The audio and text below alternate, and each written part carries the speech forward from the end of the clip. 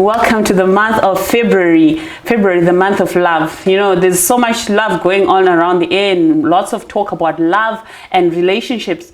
In such a season, it's good to talk about the different groups that we have in society, and one very amazing group who I feel that they are the ones experiencing the most romance at this time, the singles. So to talk about singleness, how a lady can be complete in singleness and the different aspects of singleness, today we have a corporate trainer and leadership coach and the founder of Global Women Impact, who is Sister Lillian. Welcome to the show. Thank you so much, Hero, for having me, and it's so exciting to be on the platform.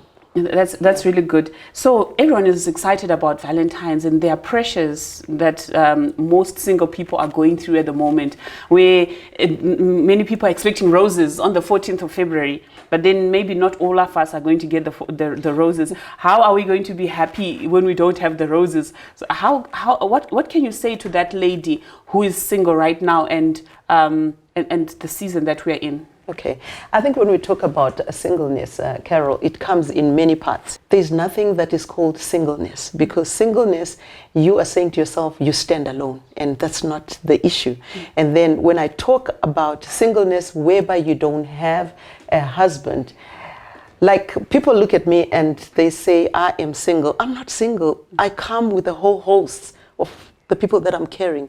That's Christ, the Father, the Holy Spirit, and also the lessons that I've actually learned from my mothers and my aunties and people like yourselves and everybody else. So when I come in, when I rock up, I'm not alone, I'm not single. Because the moment you start using the word single, then you feel lonely.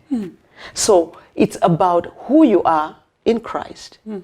Who is the man in your life? Yes, you may have your husband, and I may have Christ too, and yet you have Christ too. So at the end of the day, I think when we talk about singleness, it's a word that is used loosely, but we must use it in such a context when we're talking about singleness in terms of not having a husband, and then loneliness when you also are married. And how can we then become that person that is not single?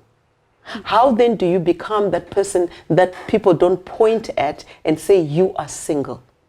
So I think that's where the context of where we should actually touch from, because in this month of love, love is for everybody, and it's not just celebrated in February, because even as a person, it's about the love that you also bring before somebody else gives you that love. So in as much as we are celebrating love and everything, who are you as a person, and what is the love that you're also giving? Because sometimes we just believe about taking, but it's all about what is the love that I'm giving to somebody else, even as a married woman or as a single person. I really want us to have a very serious, maybe a very down-to-earth conversation, because we have our friends, we've got sisters who are in that zone of loneliness. So I think loneliness is just something that we really need to touch on deeply in this conversation that we're having. Where you have someone who goes into their room at night and they start crying because they feel so lonely, they feel so alone. So what would you say to that woman? I'm not talking about someone who feels that, oh, my sister had such a big wedding and she's got so many kids now, but she's younger than me. So what could you say to that woman? Because not all of the ladies who are in that space are lonely, but there's also loneliness in that realm where everyone has some kind of need for close companionship. Yeah. Well, talking to the single ladies that are out there, when we talk about loneliness, they need to first of all find out or discover who they are and what is it that is making you feel lonely, because it's not about having people around you. Loneliness is from within you. So you need to identify what is it that is making you feel lonely, because once you begin to envy other people, what they are getting, what you didn't get flowers and all that. I mean, I buy myself flowers if I have to. I love me for who I am. So it's not about having that person that will bring you flowers. It's not about looking at other people and thinking they've got it all and I don't have it. It's not about that. It's about you. Are you fulfilled with your life? Whether you're a single person, you don't have a man in your life, but you need to get to understand that it is about you. How are you filling up your time? How are you moving in this life as a person who doesn't have a man in your life, so that you don't end up looking at other people and thinking, oh yeah, they have better lives than yours, because there's nobody that is a better life than the other except the life that you create for yourself. So it's not really about somebody else, it's about you. What is it that you're doing with your own life? I like the concept that you just brought into this conversation about I don't have a man. You know, this is something that I'm just thinking of the story about the cripple, the man by the well at Bethsaida, by the spring at Bethsaida. Yeah. And when the waters were being stirred up, they were like, I can't jump in. Yes. Because I have no man.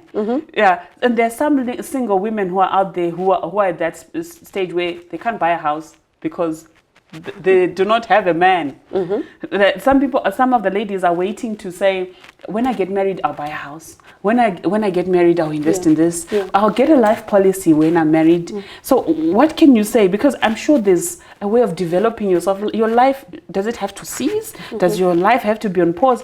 And I think I like the example that Jesus came, because he came and said, I am that man. I am enough for you. You don't need a physical man to push you into a place of blessing. So can you just talk to us about that? I think as women, you know, that notion of a man should do things for me, that's so 1900.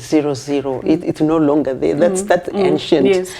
Because, I mean, when we look at what life is all about now, it's about you bringing, like this is where I talk about him bringing the bread and you bringing the cake. And cake is expensive, so what does it mean? It means that you as a woman, you need to go out there and bring the cake. You have to go and work, because I think a lot of women, when they believe that, you know, a man is supposed to do something, they are also human beings. You're putting a lot of pressure on a man, because they are also human beings. They also have their own pressures. So you as a person, you as a woman, what is it that you're doing to develop yourself? Because you've got to be attractive in that way. What value are you bringing into a relationship? Because if we're going to look at what is this man supposed to bring to me, you will be very disappointed, because they're also trying to run their race. But you as a fulfilled woman, you need to seek your own, you know, money. You need to also develop yourself. You need to walk into a dealership and be able to point at a car to say, I want that. And then you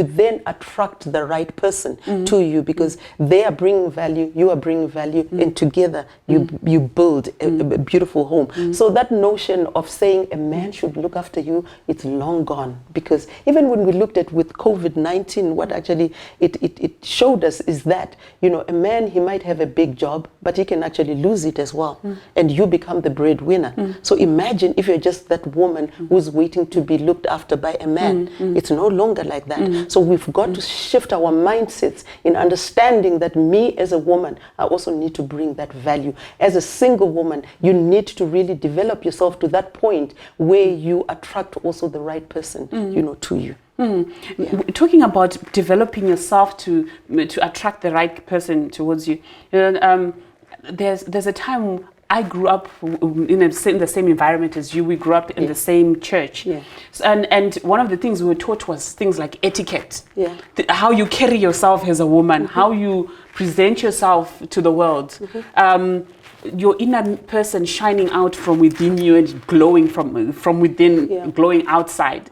So in this generation that we have today, there are some who say it's a generation that doesn't want to be told what to do. Where maybe you'd find that some young ladies, some young adults do not take any instruction from development coaches like you. What advice can you give to such ladies from a sisterly point of view? You know, sometimes you have an honest, straightforward discussion and say, sister, this is it. It's this way. What would you say? I think some of the teachings that when I grew up, I remember my parents saying to me, go to school, go and get educated, get a degree, and then get married, and then you have children, you retire, you get a wheelbarrow, and then you go home. It's no longer like that, you know, in terms of what people want now. The younger generation, they've got a bigger scope to look at. So our teachings then, they may not apply to the kid of today, because you may find that kids of today are actually saying, I don't want to get married.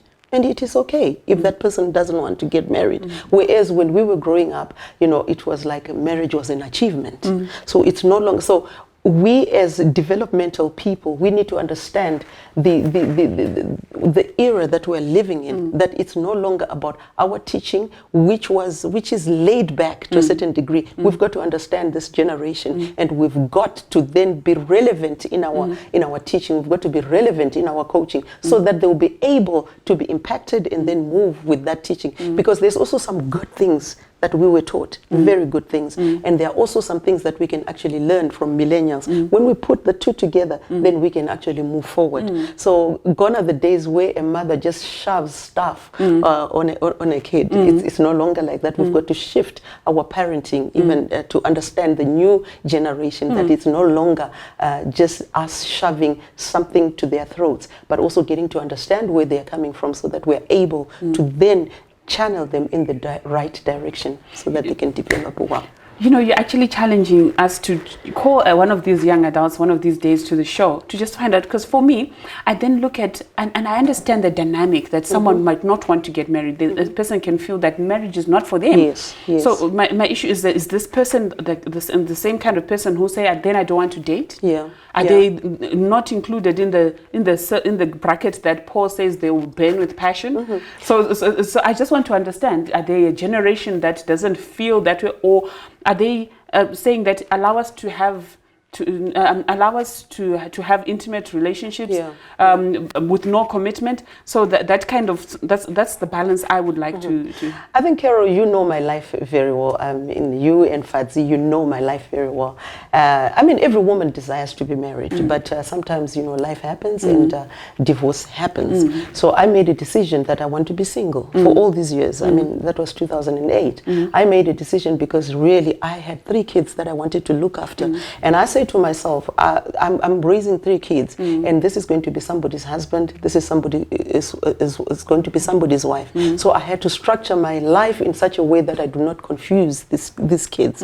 And I mean, the 3 of them, they are now in tertiary, which I'm very excited. I mean, as you know, Tafi is doing his second master's in mining engineering. So that was that other part. And then the second part was I wanted to develop myself. I wanted to really discover who I was. And I had to go back to school. I've been to Stellenbosch. I'm going back next year again. But it's that self-development that I want. And I wanted to also build my career. So it's a decision that I made that I'm not going to get married because this is the direction that I want to do. So it was about building my career, building my businesses, building my coaching practice, raising these kids to be something else. And when I look at them, I mean, the last one is doing law at university, first year university. So as far as that is concerned, I have seen success in that. And had I brought in somebody in my life that was going to confuse the kids, that was going to confuse the vision that I wanted about my life. Yes, now they have grown, and I mean, they're now saying, can we find you some old man somewhere? So, you know, that type of a thing. But it's a decision that I made that I wanted to be single. You know, I didn't just want to confuse my kids, and it is okay if somebody has decided that they don't want to get married, they want to live their lives, so be it. Let's not be stuck up in those ways where a girl child must be married. There are people that are very successful. I have a house, I have my cars, I have my practice, my coaching practice. I've done well, I've developed myself. And even in corporate, being in corporate South Africa for all these years, and to be where I am today, I'm very grateful for that. But it had to take a mindset to say there are certain things that I'm not going to venture into. And one of them was, I'm not going to have a man until that time when I've achieved what I want to achieve. And I'm grateful for that, that I don't have wayward children, and you know, everybody is in line, and I raise them the way I wanted to raise them, and I'm grateful for that. So gone are the days where we actually think that every child must get married, or every girl child is supposed to get a man, and okay. And I think that we've really spoken into an area that I like to talk about when we talk about the divorced women in our midst, where we talk about the widows that we have. I know that that's a place that most people do not want to touch. Most people don't want to go there. But everybody has has the choice to determine how they're going to take their steps going forward. Whether they want to get into a relationship again, or whether they just want to concentrate on developing themselves and developing their children. And as for singles, we are calling you into our next show. So as we end today, I just want you to give us one nugget, one super nugget for the ladies. I think for me, my message to the ladies is that, loneliness is a decision that you make, that you want to be lonely. There is so many things that you can actually do for yourself. You can develop yourself. You can do so many things. You can find things that don't make you. Like myself, I actually don't have time to myself. Even the kids, sometimes they say, mommy, you need to rest. You need to rest, because I have so much. I have the ministry. As you know, I'm a praise and worship leader.